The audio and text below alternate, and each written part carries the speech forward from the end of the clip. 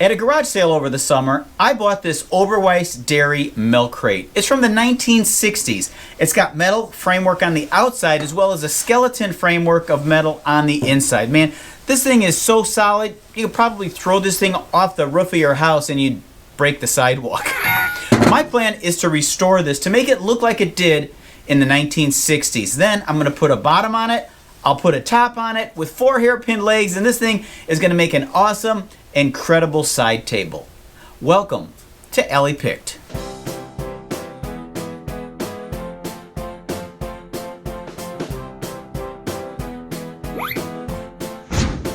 Right after I filmed that introduction, I remember that I had a much better option for the legs. Rather than these hairpin legs, about a year ago, my friend Brian gave me these.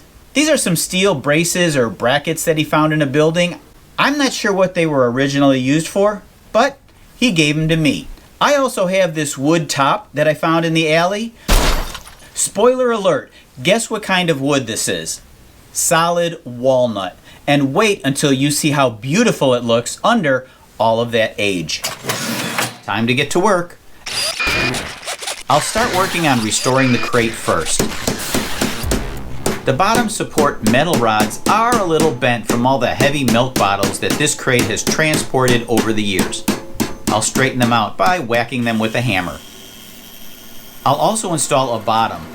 The way I'm constructing this, the inside of the crate can also be used for storage. While I'm whacking this in place, why don't you do me a favor and whack that like button, share, subscribe, and the bell while you're at it.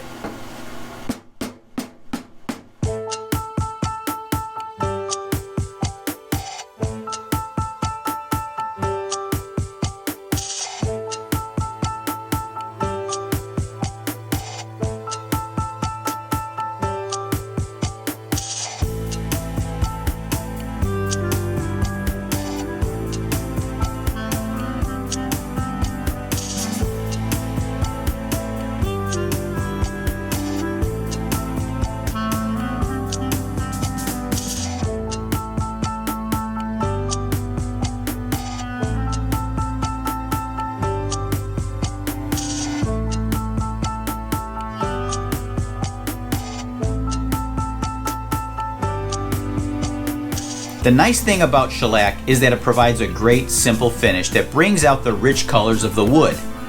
It's also a great base if you're going to use polyurethane. It can also be brushed on metal for rust protection. As for the steel legs, I have several options.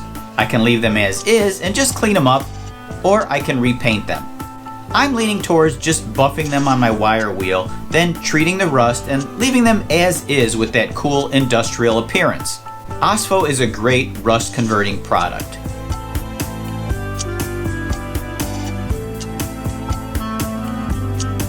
Sanding this would take a long time, and it is challenging to sand what I need to be removed and keep the surface completely flat. The surface planer is the best tool for the job. However, the planer does leave some marks as well as a little snipe on the end, so I'm going to have to do a little sanding on this. Get a load of the difference before and after. One of the pieces has a small hole and crack I just couldn't avoid. I'll stabilize the crack using some brown super glue. Then I'll spray on an accelerant which makes it dry quicker. To fill the hole, I'll mix up some stainable wood filler. The nice thing about this product is that you can mix it with water-based paint, pigment, or stain before applying it. For the 2 legs, I could just screw them into the top, but a much stronger method is to cut out grooves for them to be recessed into. To do this, I'll do the bulk of the job very carefully on my table saw. I'll then need to do the detailed work and smoothing of the groove using my router. Now I've got a perfect groove for the support to fit into.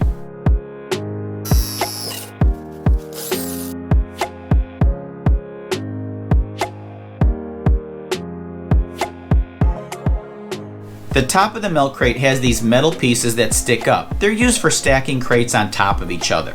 I'll cut out triangle shapes on the underside of the top. This will securely hold the top in place, but it can also be easily removed.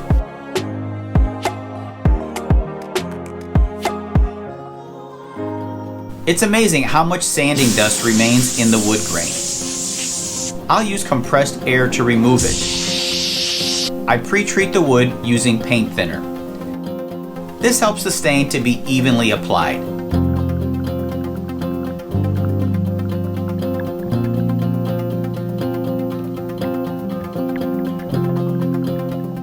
Wow, does that look nice? A few final touches and this thing will be ready for the showroom.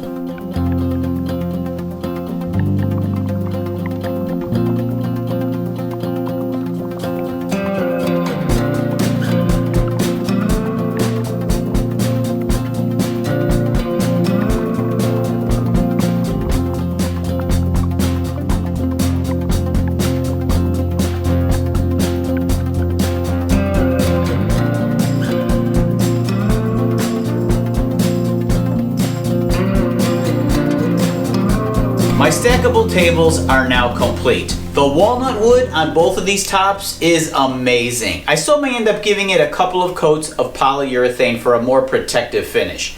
Again, I did leave the legs unfinished because later I may want to paint them, or if I sell it to somebody, they may want it to match their decor. Anyway, I think this thing is just weird enough to be cool. Thanks for watching Alley Picked. I hope you enjoyed this video. Please don't forget, thumbs up, subscribe, and until next time, I'll meet you in the alley.